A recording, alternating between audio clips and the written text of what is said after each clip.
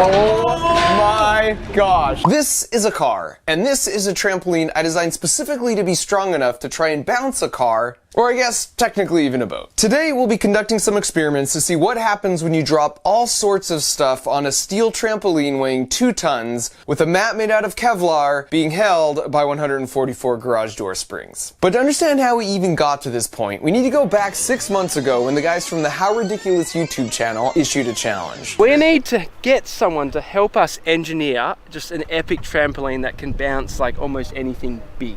And I've got Marky Rober on mine. And what you need to know about them is that besides having funny accents, they do all sorts of crazy things, usually having to do with gravity in some form or another. Their content is always mind-blowing, so you should subscribe to their channel if you somehow haven't already. At any rate, a lot of people seem to think this was a worthy challenge, including myself. And so I got together with my buddy Josh and first brainstormed ideas, then we did some math, then we designed it in CAD and ran it through a dynamic analysis and eventually settled on a design and sent the build plans to one of their buddies who lives near the tower. And so a few months later, all that was left to do was walk to Australia to meet the guys and check in on the build. Wow!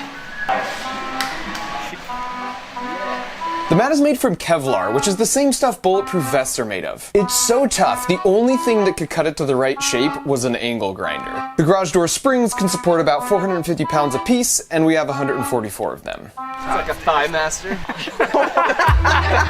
they have those in Australia? Yeah.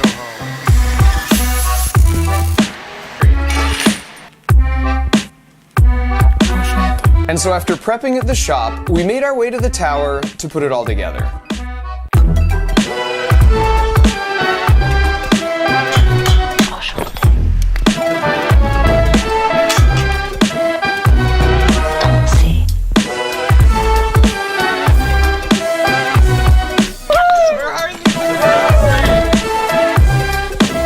After 7 hours, by 1 a.m., it was all put together. So after a very short night's rest and 6 months of planning, the moment had finally arrived. The plan was to do 10 drops total, 5 for their channel and 5 for mine. They started with the single bowling ball, but not to be outdone and to stay true to the tradition of my channel,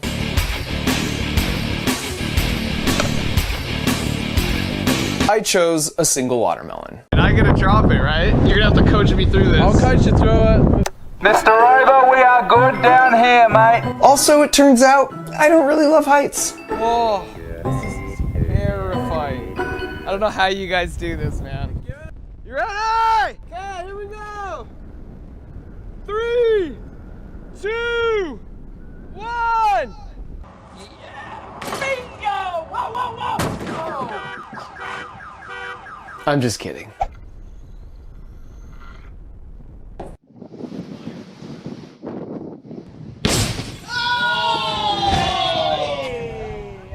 Oh, I'm gonna faint.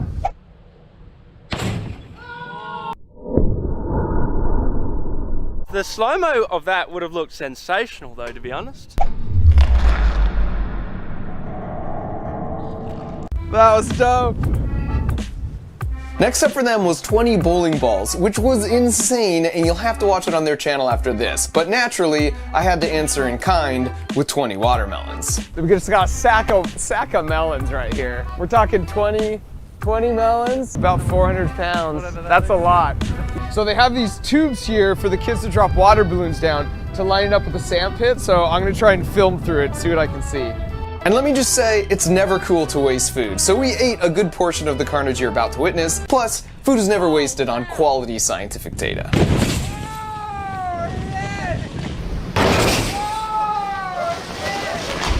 Yes, just the sound alone is just like terrifying.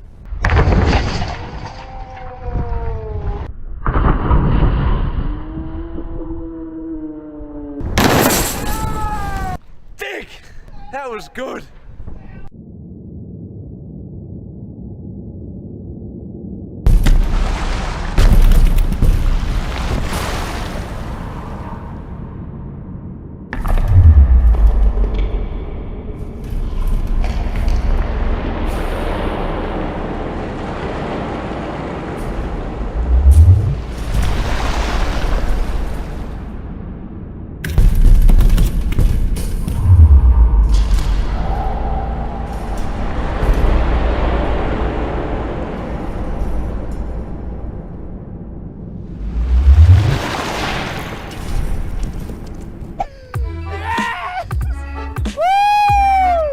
And just to give you a sense of scale of the monster we created, here you can see us standing next to a normal trampoline. And not only do we have twice as many springs as a trampoline, but here's a clean comparison of the two sizes. My primary design goal was to have the tramp survive, but I also didn't want to cheat and use the ground to dissipate any of the energy. The mat had to come back up cleanly without touching anything below. And now for the third drop out of 5, a 66-pound Atlas stone versus a tramp full of water balloons. In 3, 2, 1.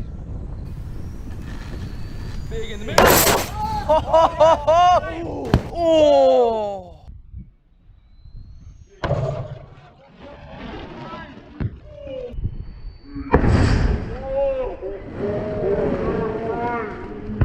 Just missed the frame. That would have been a jarring noise.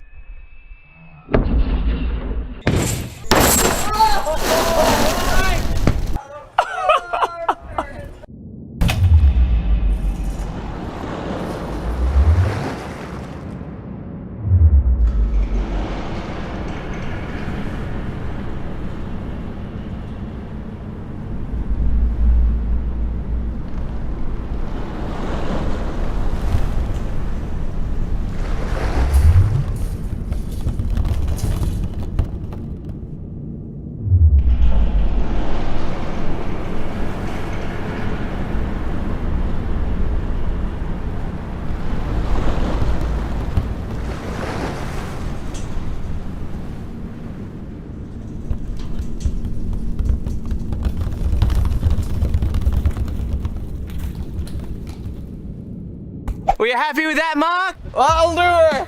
Come on, girl!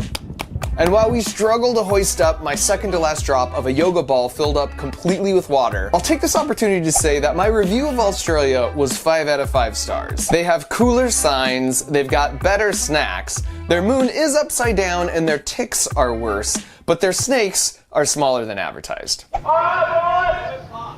Flip and here we go! Ready? So we just ease it up and go. Okay, 3, 2, 1. 3, 2, 1. Whoa! Go! Big Yeah! little fish! Yes! Oh, survive! It didn't pop!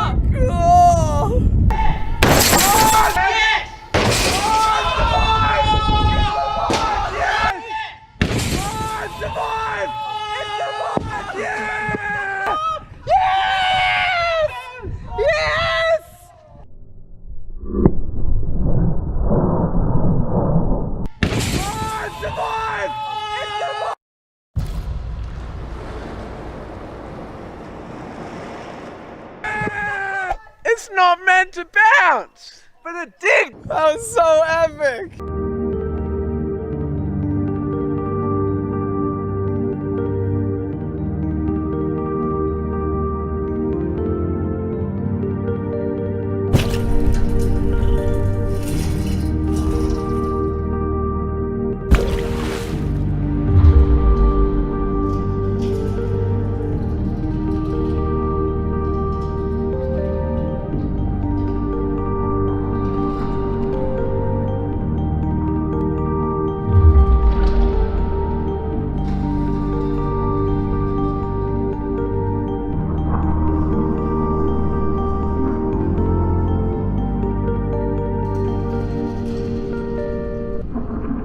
I feel like we did really well. Oh, that felt good. This time I had the balls, the intestinal fortitude to like look over the edge.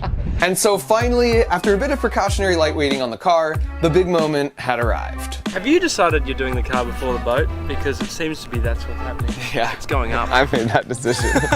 So in case you know the trampolines get busted, at least I've got a dope video.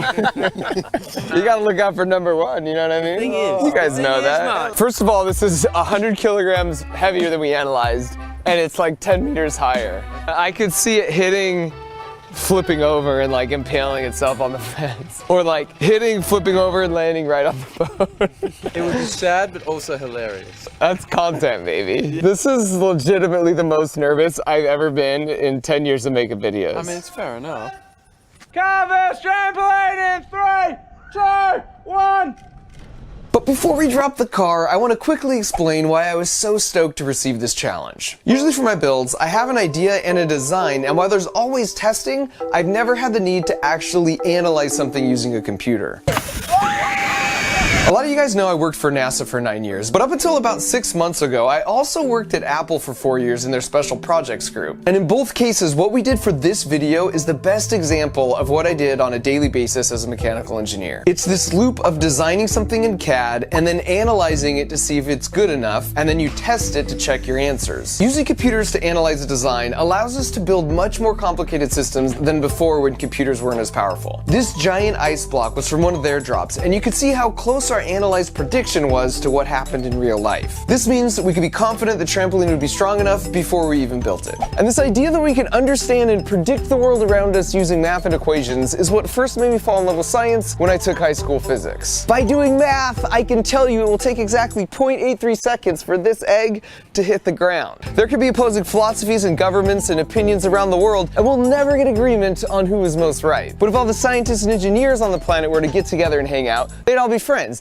And they'd be like, yeah, we solved it too. And 0.83 seconds is exactly what we also came up with.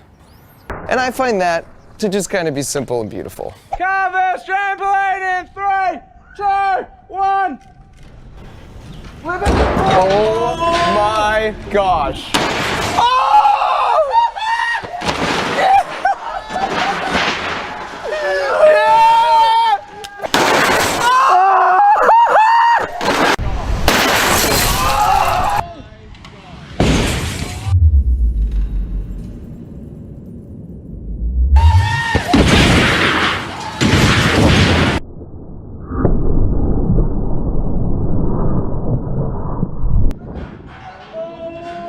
Gosh.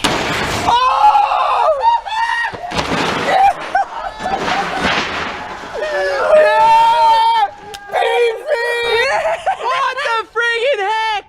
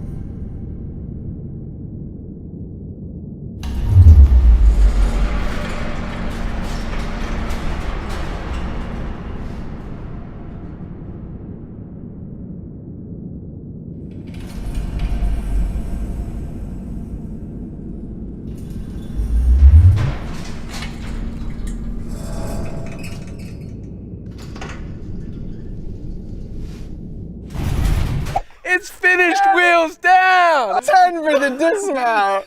We flipping bounced the car. Oh, That is yeah. insane. So tramp, that's the only bit of Yeah. damage. This is where it plastically deforms and it won't go back to its original shape. Okay. So we got a few of those that did that through. Oh, look at this. We just bent this. That's freaking 1-inch steel, man. The car must have come down and hit right here on this spot. We didn't want the car to hit the fence because that would be expensive to repair. Inches, centimeters, nay, millimeters of clearance. The perfect landing.